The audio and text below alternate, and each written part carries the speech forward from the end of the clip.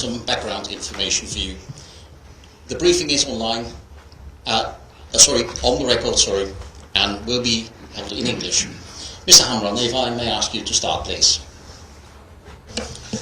Thank you so much for the floor. Ladies and gentlemen, let me welcome you on behalf of my colleagues and myself here to Eurojust. Whether you are joining online or you are physically present here, you are most welcome, and thank you so much for your interest. As you know, tomorrow it will be exactly 1 year ago that Ukraine woke up to the sound of sirens and shelling, and nothing can make up for the terrible loss and destruction suffered by the Ukrainian people ever since. But from day one it became very clear that the international legal or judicial community would do whatever it takes to help bring those responsible to justice. And I'm incredibly proud that Eurojust and the European Union is in the center of all these accountability efforts. During today's briefing, my colleagues and I will update you on different lines of actions which have been taken in the past 12 months, and also shed a bit more light on expected developments in the near future. So let me start with the core international crime evidence database, which is hosted now here at Eurojust, and as you may recall, Eurojust got a reinforced legal mandate in last June. And the idea of behind this database is to address many challenges resulting from a scattered operational landscape with evidence located in several jurisdictions and collected by a wide range of stakeholders. There are important benefits to centrally preserving, storing and analyzing core crime evidence. First of all, let me tell you that it allows to shed light not only on individual offenses, however also on the systemic actions behind them. And this is very important for the legal qualification, because then we can address different crimes and of course different perpetrators. It makes also easier to determine a prosecutorial strategy with the greatest chance of success. Again, as you may know, one deed may constitute several crimes, and we as prosecutors have to actually check what's the best strategy, whether we have whether we have documented different elements of core international crimes, and if yes, then how strong of a case will be or might be before the court. Another benefit is the early identification of parallel investigations. As you know, today we have 21 national investigations, and early identification of overlaps may lead to efficient use of resources and reduced risk of legal errors. Crucially, maintaining an overview of interviewed victims helps to avoid re-victimization by repeated interviews. And with this database, there are no fishing expeditions for evidence. Instead, we will have targeted evidence searches, and of course, this will lead to faster and more effective national investigations. And finally, the possibility of secure storage outside of the location of an armed conflict can prevent the loss of evidence. In addition to all these benefits, there are other few aspects which I would like to share with you today. Certain principles which are strongly embedded in this database. First, it's only intended for digital evidence from judicial files, so from legal proceedings, which means that non-governmental organizations and civil societies will not be able to send their data directly to Eurojust. Instead, they should proceed by contacting national judicial authorities. Second principle relates to the ownership of data. The ownership of evidence included in the database will always remain with the country or a partner that originally provided it. Under no condition will Eurojust be able to share evidence without the consent of the owner. And thirdly and finally, it's important to mention that Eurojust will not actively collecting evidence itself. Let me also tell you that this database stands on 3 pillars. First of all, we have now safe transmission module for safe transmission of digital evidence. Then second pillar or component will be secure storage. And the last, third one, relates to advanced analysis. I'm pleased to share with you that now Eurojust successfully implemented first 2 components. So we have now a technology implemented for safe transmission of evidence from our partners to Eurojust. We have also secured state-of-the-art storage for digital evidence. And we are implementing this advanced analytical tool, and we expect the database will be fully operational by summer this year. So while I'm convinced, ladies and gentlemen, that this database is a real game changer in the prosecution of core international crimes, it's just one of many ways in which Eurojust supports prosecutors working on Ukraine-related cases. As you know, Eurojust is supporting our partners in other areas, and let me now pass the floor to our Vice President, National Member for Lithuania, Margarita Šniūtytė-Daugelienė, who will tell you more about the joint investigation team which Eurojust has been supporting, and the upcoming International Center for the Prosecution of the Crime of Aggression. Margarita. Thank you, Mr. President. On the 25th of March 2022, Eurojust helped, as you know already, to set up a joint investigation team, OJIT, focused on core international crimes committed in Ukraine. This joint investigation team originally included Lithuania, Poland, and Ukraine.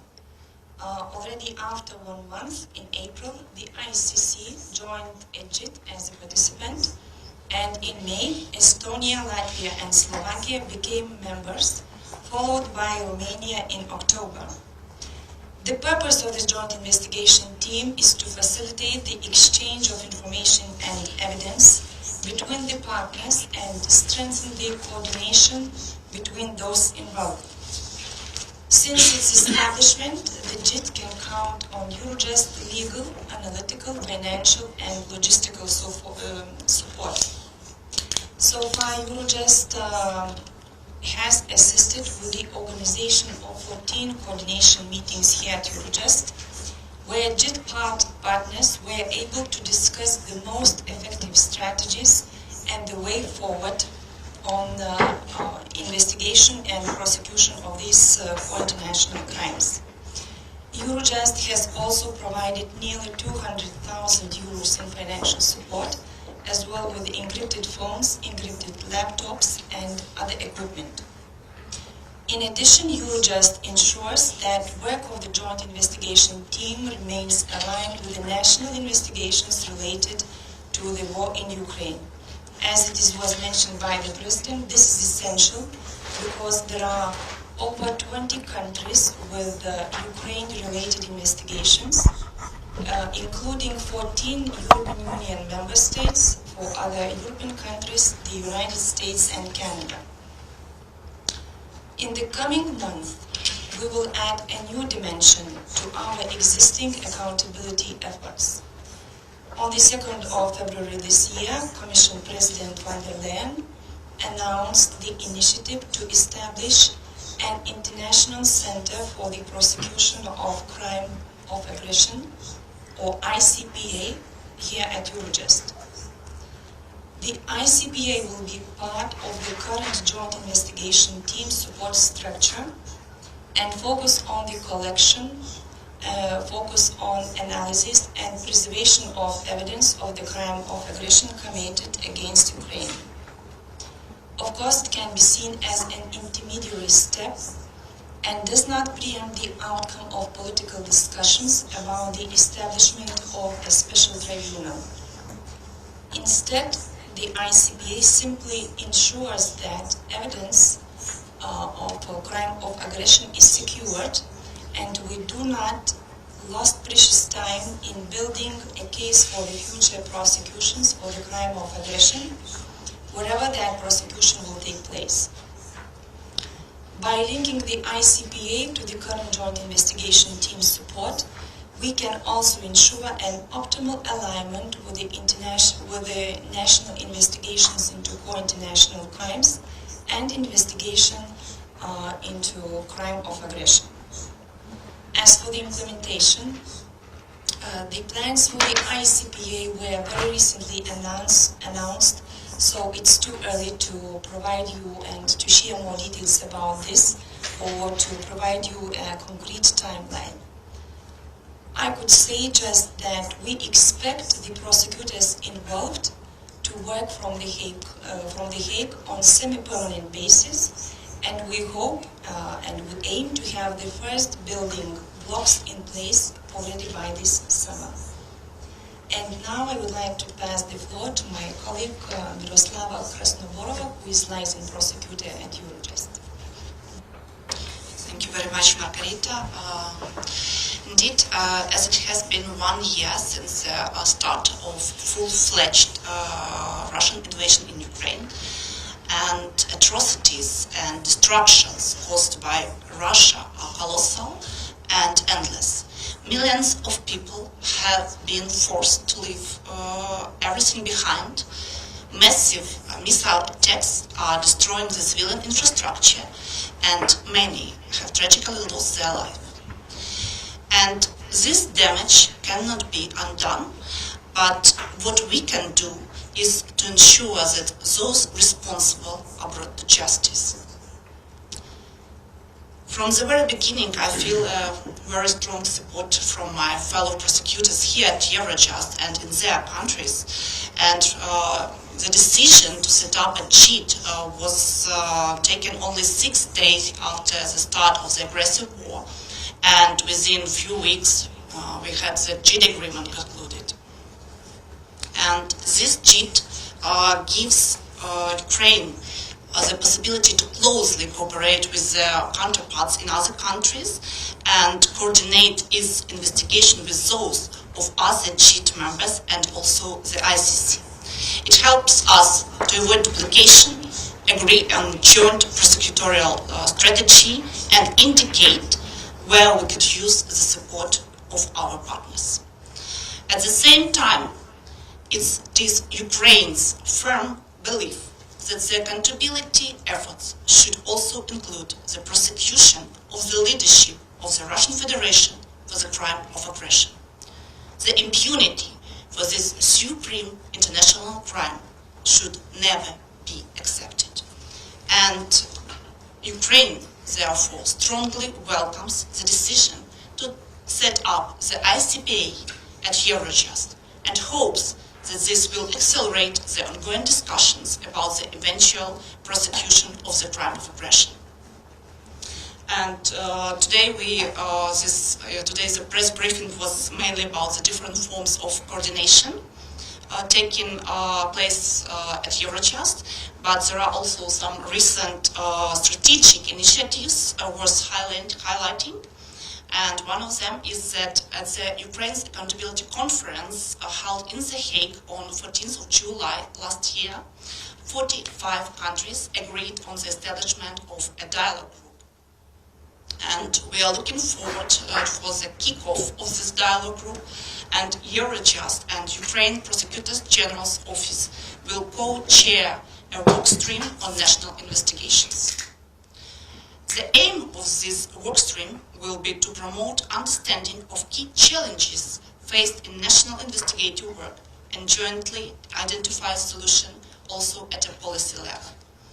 And also about the other strategic developments, I will give the floor to my colleague, Mateusz Petric.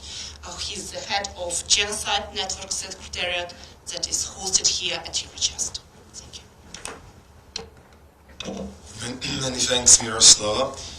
Good morning to all. So a few words on the Genocide Network. That's a unique center of expertise that connects national investigators and prosecutors who are specialized in dealing with core international crimes cases on a national level. It connects also UN mechanisms for Syria, for Iraq, for Myanmar, the Office of the Prosecutor of the ICC, and several civil society organizations. It goes without saying that the war in Ukraine has prompted a great number of new initiatives in support of accountability. In the past months, we have, in cooperation with the European Judicial Training Network, organized a series of executive workshops for prosecutors, judges, and law enforcement officers dealing with core international crime cases, focusing on the JIT countries that were mentioned earlier, and that, of course, includes Ukraine. The investigation and prosecution of core international crime cases require specialized expertise to manage the scale and challenges of these investigations.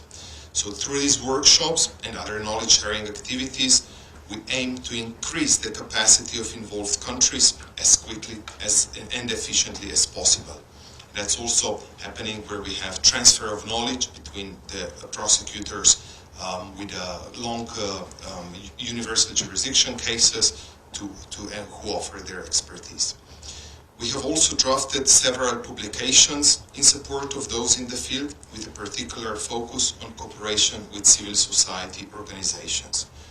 They play an increasingly important role in accountability efforts, but they need to respect key principles to preserve the integrity of information and evidence in order to avoid consequent legal questions, such as chain of custody or multiple interviews of the same witness.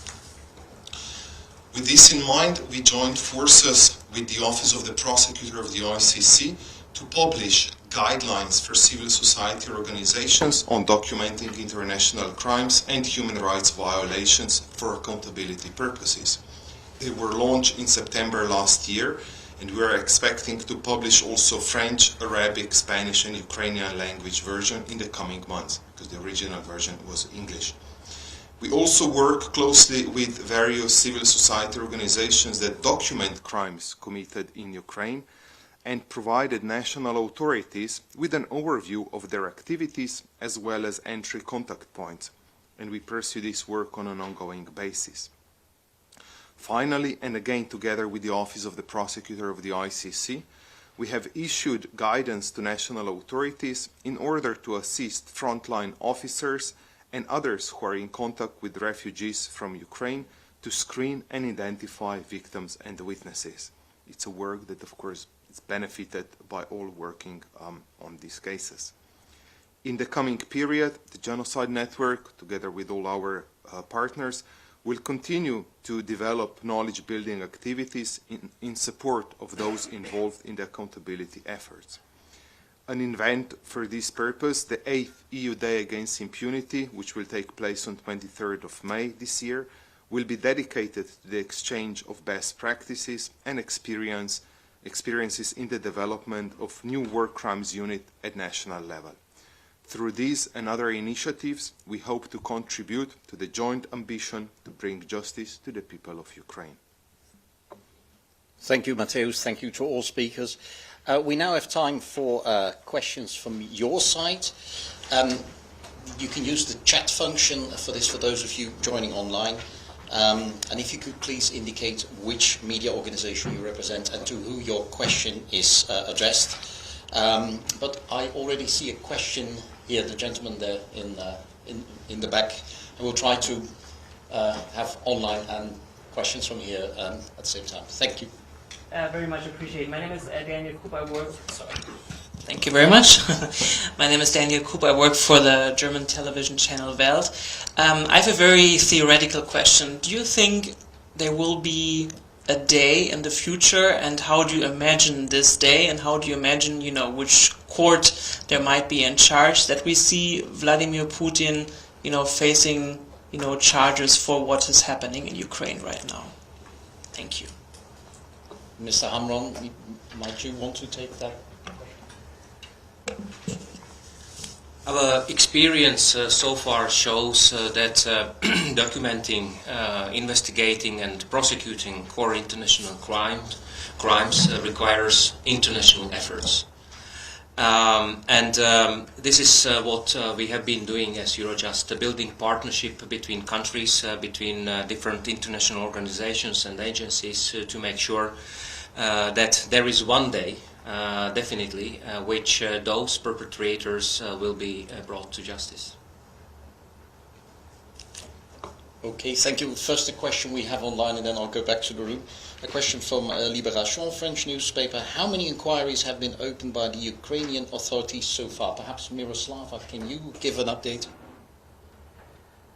Thank you very much, Tom. Thank you for the question. I was especially preparing for this briefing, and I checked with my colleagues about the latest number. And as of this morning, it was more than 71,000 alleged war crimes, and also more than 16,000 of alleged crimes against national security of Ukraine. This is as of this morning. Thank you for that latest figure. Sorry, I saw a question from you there, then I'll go to you, and then, yes, please. Hi, Matt, whoops. This is not, there we go. Matt Steinglass from The Economist. I had a question for Mr. Pezdrich about the guidelines for civil society organizations and for gathering evidence. Are those guidelines written specifically with a view towards genocide? Are they generally applicable to all sorts of crimes that might be addressed in war crimes and so forth? And are there difficulties that arise in terms of how you encourage organizations to do their interviewing to gather evidence for specific crimes? Yeah, thank you very much. The guidelines are written, of course, for the core international crimes, because that's sort of our field of work. But we have received very positive feedback from many NGOs operating on the ground. They plan to use some of those features also for other crime areas like trafficking or torture, so when they're engaging with victims of trafficking, human beings, or torture, and so on and so forth. So in a way, there are a set of principles that allow civil society organizations to apply them accordingly to their needs. So I think they're quite flexible, but they do set certain standards on sort of do and don'ts, with a view of consequent later judicial process for accountability. So either, and we don't specific either that can take place at the ICC or a national authority. So in that way, they're quite flexible, but still giving sufficient guidelines on what you should do or what you should avoid, or how you should do it as well as an NGO. So, and that's why we also now embark on this process of translating as well these guidelines to really allow broad dissemination, because they're not, of course, the initiative was coming from NGOs that operated on the ground in Ukraine, and of course with the war in Ukraine, but they can be applicable to any other situation as well. And that's why, together with the Office of the Prosecutor of the ICC, we really want to ensure a broad outreach of these guidelines to as many NGOs as possible. Is it possible to give an example of a do and a don't? Can you use the microphone, sorry? Is it possible to give an example of a do and a don't? Absolutely. The initial one is ask witness if he or she has already given testimony. And if that's yes, then avoid further questioning, because if the person already gave one testimony, that's I think sufficient. We really want to avoid re-interviewing when one witness gives sort of an account to 10, 20 different either civil society organizations, media, humanitarian works, and so on, because that actually impedes the use of that testimony later on in the court. Thank you. We have a question from Le Monde. Stéphanie Maupin from Le Monde. Yes. I would like to know how the ICPA is going to work. Will it be autonomous from Eurojust? Will it be utilize its own budget, its own organization? Who is going to lead it? And I understand that the JIT doesn't do any investigation, but the ICPA, I suppose, will do some investigation. So can you give more details on it? Let me just correct you. Exactly, the JIT is doing the investigation. So those who are in the joint investigation team are prosecutors, police officers, and investigators. Those are collecting pieces of evidence and documenting different core international crimes. The ICPA will be a support structure to those in field, making sure that there is intensified cooperation between those countries, having investigation concerning the crime of aggression, or are in the possession of having a piece of evidence which is proving certain elements of the crime of aggression. So ICPA will make sure that there are no legal impediments, financial impediments, communication impediments between judicial authorities to exchange evidence, to talk, and Eurojust will be providing logistical support, analytical support, legal support to all those who are building the file concerning the case of aggression. Will it be independent from the JIT, or will it work like, for example, the ICC is linked with the JIT? So will it be independent or not, and who is going to lead it? Yes, it's going to be an autonomous independent structure providing dedicated support to those countries. Who is going to lead it is still too early to say because still everything is in the making. But as soon as we have more clarity, we will organize another press briefing and tell you a bit more. Okay, just can you say something about the process to choose the future leaders of this? It will be an election. Will it be I don't know, just I don't know what, if you know about the process. All these type of cases or questions are now subject of considerations. As soon as we are in the position to tell you a bit more, we will definitely do so. Okay, we go to a question here in the room of AP, then another question online, and then your question. Yep. Mike Corder from AP. Mr. Hamran, maybe this is just addressed, but can you tell me what kind of overlap there will be between these two organisations here at Eurojust? And also, can you give us some examples of the type of evidence you need to prove the crime of aggression?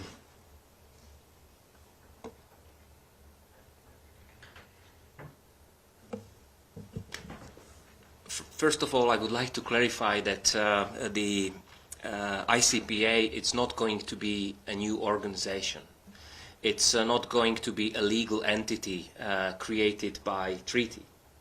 So it will be an internal support structure hosted by Eurojust and providing dedicated support to a joint investigation team and to those countries which have investigation concerning the crime of aggression.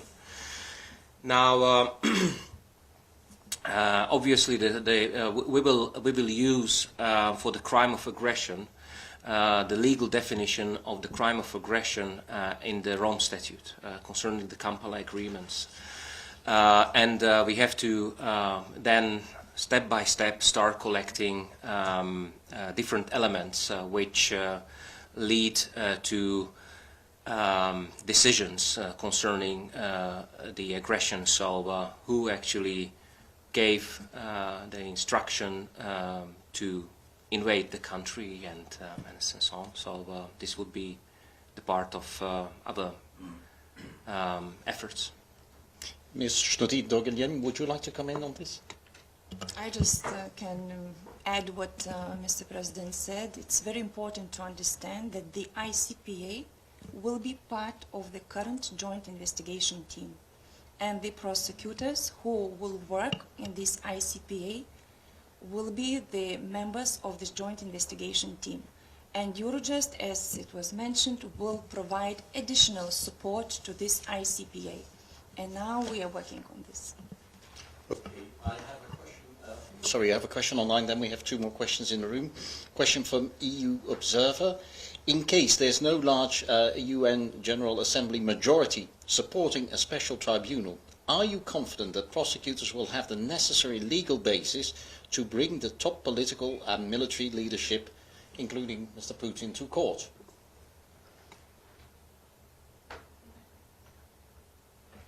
I would say that the main idea of ICPA is to build the case of investigating the crime of aggression, and the key issue for ICPA to have the proper legal base that is in place. So it's fully the all legal base for the ICPA is here, and the prosecutors and investigators who will work on this case, they have all proper legal instruments already in place, and all the evidences that will be received within the ICPA, they would be admissible in any court. Would it be Ukrainian national court, would it be a national court of any other country, or any international court?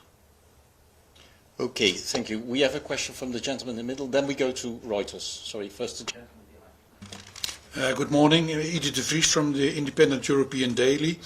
I have a question for the chair and probably for the prosecution. You said that in the database only information will be put through national governments, not from NGOs. What does this mean for the material that already has been gathered by Bellingcat? Does that mean that the Bellingcat material will not go to your office? That's one question.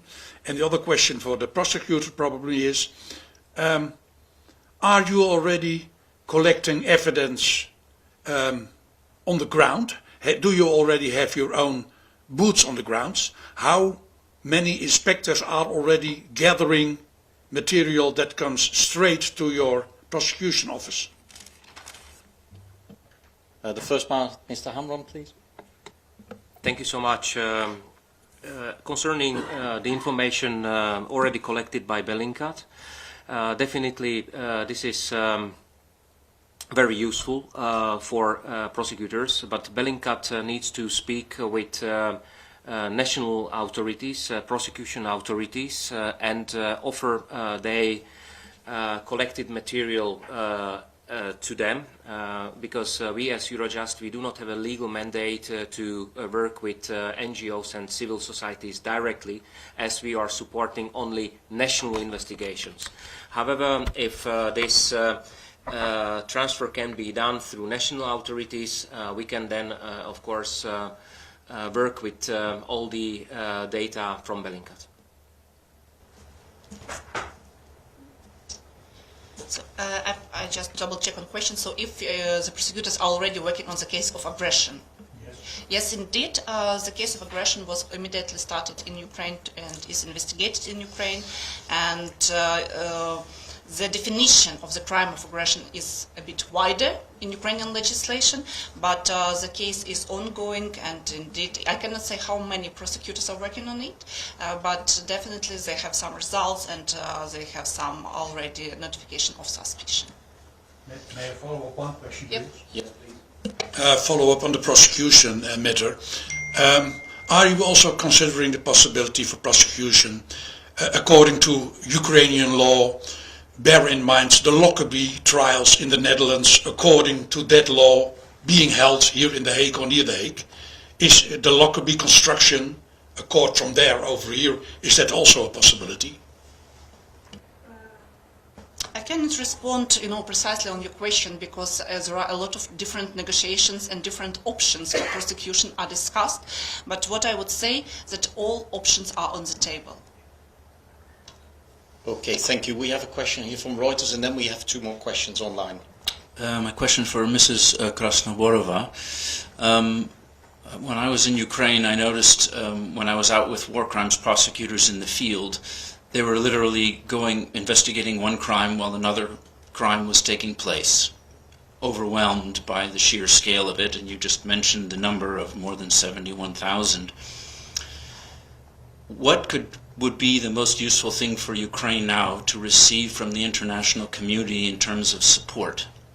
If you were to appeal to the international community and say, well, we need more experts on the ground, we need more financial support, what would this be? Thank you. Thank you for your question. Yes, indeed, this is something like, as you know, like a snowball. So with every day it's more and more, and it's very difficult and challenges. There are difficulties and challenges in investigation, especially when some new territories of Ukraine are liberated and the huge amounts of the crimes are coming. And indeed, what we see is that the majority of these crimes has to be investigated and prosecuted in Ukraine. And indeed, we are very grateful to our foreign colleagues for all the support we receive. And maybe not of all the support is public, but indeed it's very valuable, and it's starting from the assistance on the ground, and also it's sharing some best practices, for example, for 3D scanning, etc. So this is something that is very important, because it's not only the one-time assistance, but it's also something that Ukrainian prosecutors and investigators can use in the future. Okay, thank you. We have a few questions coming in from EFE, the Spanish press agency, perhaps for different speakers. Perhaps the first one for Ms. Krasnoborova. How many cases of alleged war crimes have already been investigated in the last year in Ukraine? Then second question, what is the amount of evidence you got already? Can you give an idea? Perhaps Mr. Hamman, Ms. Schnuti de Doglien. And the last question perhaps for her as well, how's the cooperation with the office of the ICC prosecutor, Mr. Khan, right now? Okay, then I will look. I've looked for the numbers. It's good to have them in front of me. And as I mentioned, so it was registered more than 71,000 of the cases. So this is registered, and 276 persons were notified as suspicion. So for different type of crimes, this is. So they were some charges were brought towards these persons, and maybe to say that 99 persons, the cases were sent to the court, and also as for numbers, we have 26 verdicts. So okay, thank you. Then the question on the amount of evidence. Can we say anything about that? How much evidence has already come in?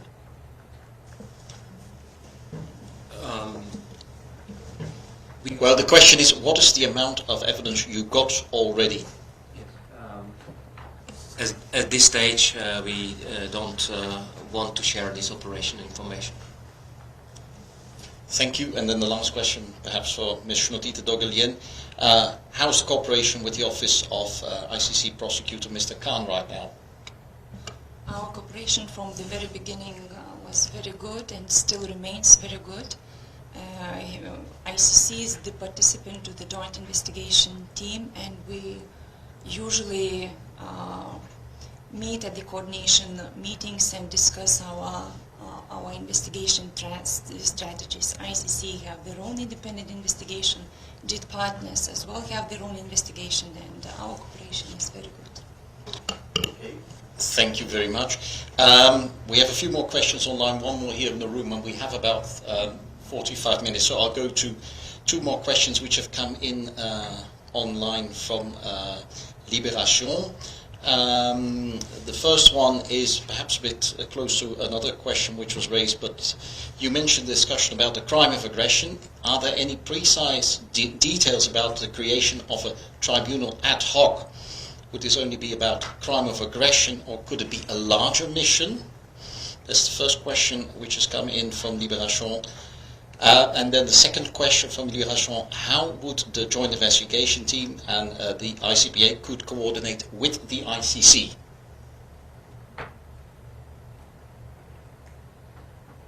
Maybe I will take the first question. So indeed, so there are different discussions on the political level, and as far as we are here prosecutors, so I would say that for us as a prosecutors, we will need to have the proper legal framework to prosecute this crime, and also just maybe to be precise with regard to the type of crime.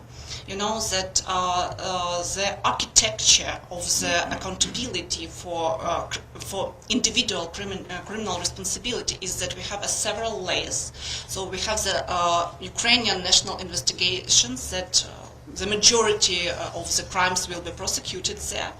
Then we have other countries with universal jurisdictions who can also investigate the crimes which are under their jurisdiction, for example, crimes against humanity, other types of crime.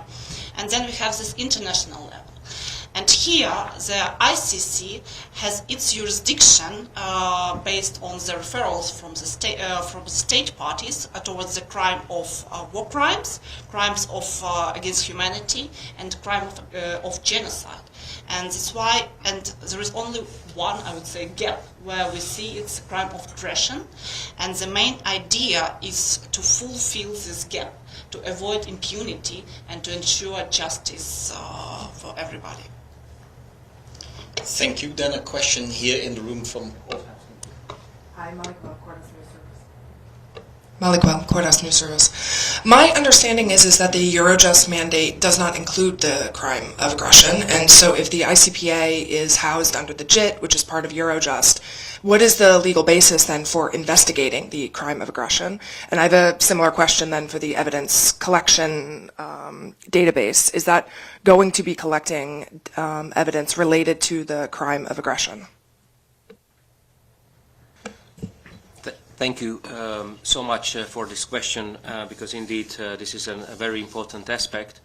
Indeed, I can confirm that the crime of aggression is not included in the Annex 1 in our regulation. However, in our regulation we have Article 3, Paragraph 3, which allows Eurojust to provide assistance at the request of a member state, also in other forms of crimes which are not listed in the annex. So the list is not is subject of changes, and this consideration already took place. There was a request from member states, and Eurojust granted support also to that crime of aggression. Okay, thank you. Then looking at the clock as well, I think we get to the last series of questions which have come in online from the Spanish daily El Periódico. Three questions. You've mentioned there are over 20 national investigations on alleged crimes regarding Ukraine, 14 of them from EU member states. Could you specify which are these member states? That's the first question. And could you give an idea on the timing and how long could it take an investigation to be ready to present a case to the court or a court? Perhaps first on, can we say which member states are exactly investigating? We have, of course, the countries in the JIT, but... Yes. Yes, I can see that as these investigations are ongoing, so we cannot disclose which countries prosecute, investigate which crimes. It's the answer that should be given by national authorities. Maybe to another question. You know, I wouldn't speculate on the timing, because and my response would be as soon as sufficient evidences would be collected, the case will go to the court. Because the key criteria, justice delayed, justice denied. As soon as we have a case, the case will go to the court. Just may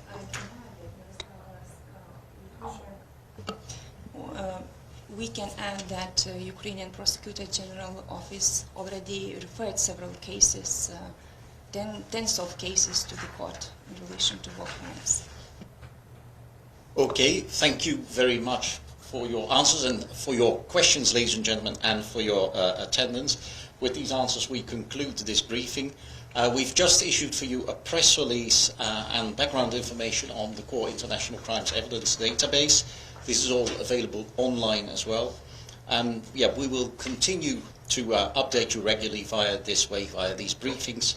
Thank you very much for your attendance, and see you next time. Thank you very much. And thanks to all the speakers.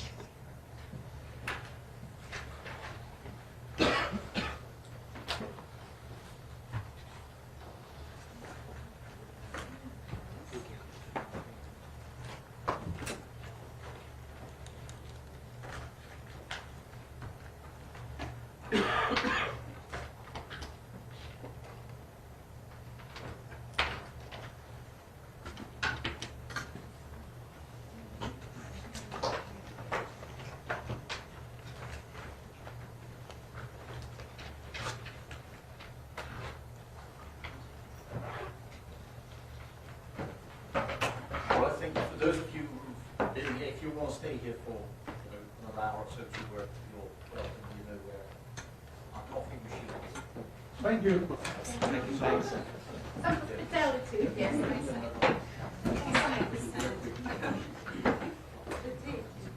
The first coffee.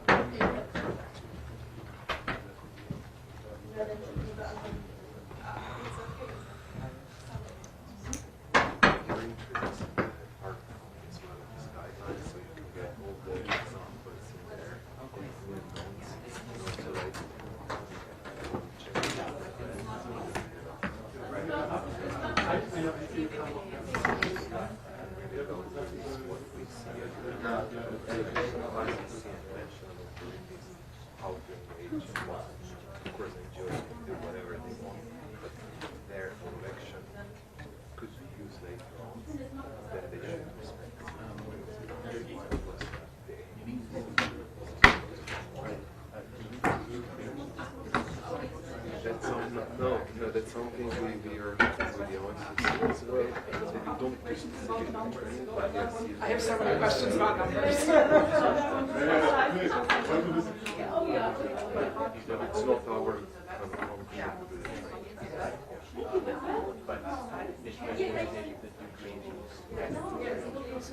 they can, they're public too, so that's as well. And they would invite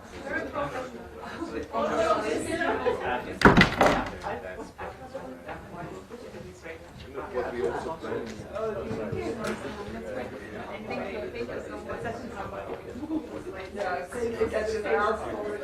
one thing that I'm told by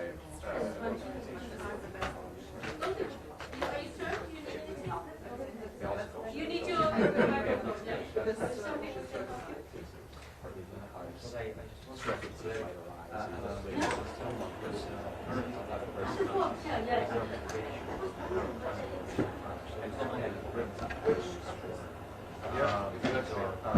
that's also important. Yeah, exactly. And also because you don't know, like, if a person gives 3 accounts, you know, it will always be certain small difference. And then we had these cases. I mean, we always needed national authorities where a person gave account to like 2 or 3 years and or humanitarian work. And the evidence that is will always